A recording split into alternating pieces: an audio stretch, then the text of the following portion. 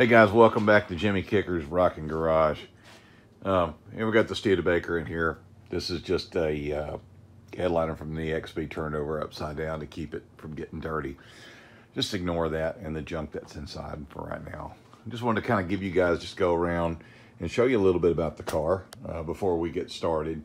This is pretty much the condition it's been in my entire life. I've never seen this car run. I have no recollection of ever riding in it. As you can see, it was last tagged in 1973. It was a gas receipt at some point. I swore it said 1974 in the glove box when I was a kid. I don't see it anymore. Maybe I removed it. I don't remember. But anyway, cool thing, you know, these got the suicide doors on the back. Got a box full of parts back there for it. So there's some junk in there. Creepy doll.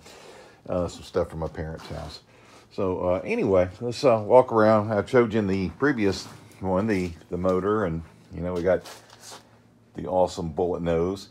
Only 1950 and 51. You can tell the difference. The style's a little different on the grills and this, and there's obviously some other differences that I'm unaware of. But anyway, just gonna walk around the car and show you some things here. Like I say, you gotta ignore the stuff I've got stored in here. This car's got a very odd odor to it, for sure, on the inside. Wow, it's really dark in here. But I was going to kind of give you guys what you see. I said it had 66,000 miles, but it actually only has 64,000 miles on it. If I could get in there where you can see it. Where is it? There it is right there. But it's not visible without light. So the keys, I was lucky to come across these. They were missing when I first got the car. And pretty sure that was my fault. Glove box was locked and all that. So anyway, I'm going to put these back in there before they become lost again.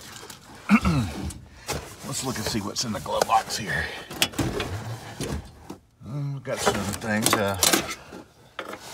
Wiper arm. And let's see what we got here.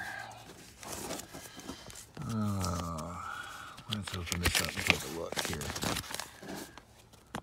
This looks like a receipt of some kind here. Let's see. Let's get here. We can look at it. What is it? Drive into sit go for quick expert car care. So that's exactly what this is. Let's see what Dad had done here. And no need to go to that address. That house doesn't belong to me anymore. Anyway, here is some stuff that was done, some maintenance things for $10.70 on the 10th of April, 1968. See, let's see, it's got a tag on it. One's a 50. That's a different tag, I believe, than what's on here. Go back here and look again. 53383. Yeah, different number. I guess back then they just gave you metal plates every year. Anyway, there's that. And look at this. How cool is this? Your 1951 Studebaker Commander. Look at the condition of this. Holy Toledo. Okay, what else we got in here? Is there anything above the visor up here? Nothing above that one. Let's see about this one. Yeah, there's something. What are these? Yeah, that's good. Let's just put that anywhere, James. All right, this, wow, this is super brittle. If it is one-handed.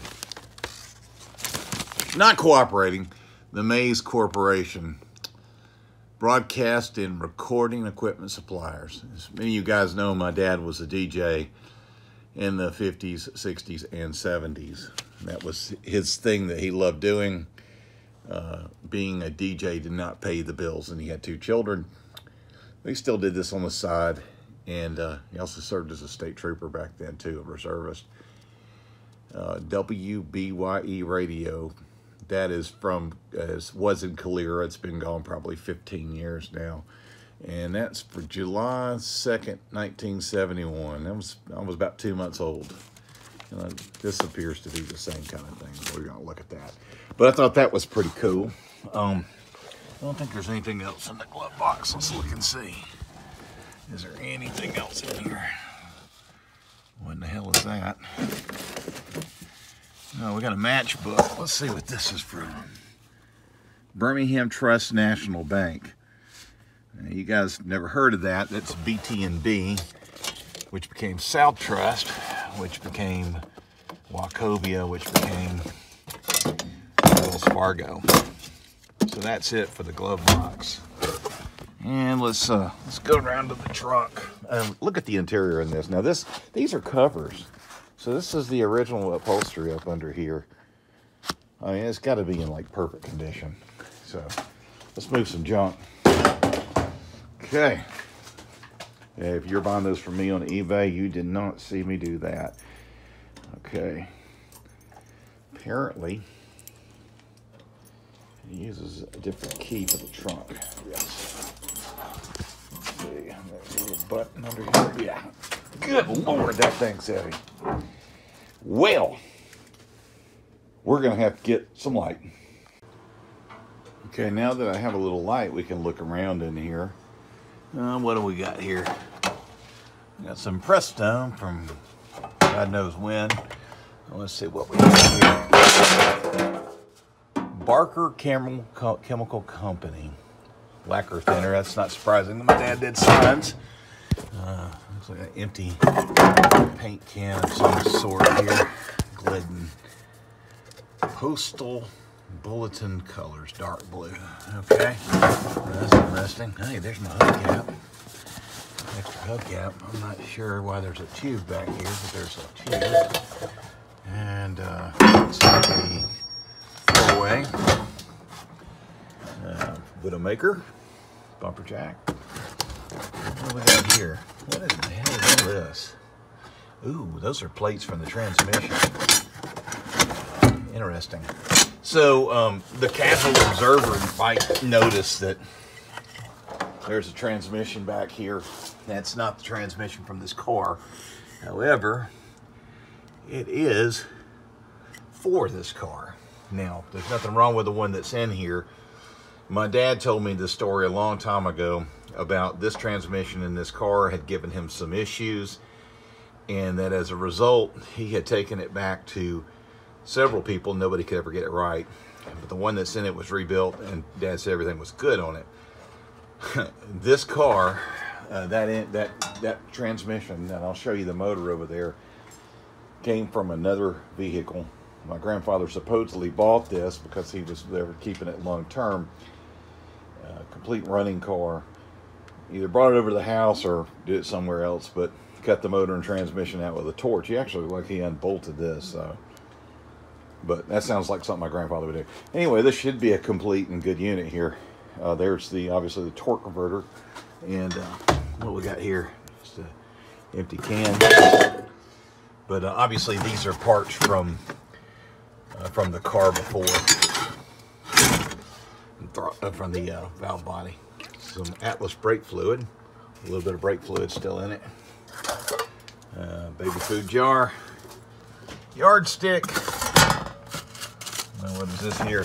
This is some sale papers from, my gosh, look at that, y'all. Get this out here where you can see it. So this says Circuit City. No, it doesn't. Realistic. So this is Radio Shack. And that's obviously a CB. What else is in here? My goodness, man, the stuff that's in here. Mears Building Supply in 1977. There's 6'8" door. God only knows what that's for. There's another one in here of some sort.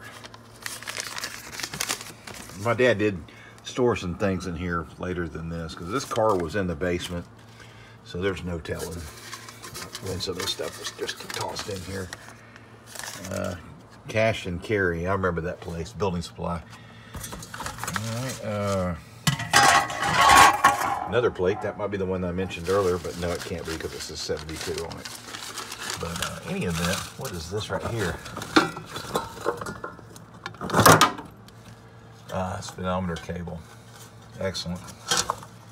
Willy rags for fires. Good deal. Good deal. But that looks like the trunk tour. Interesting.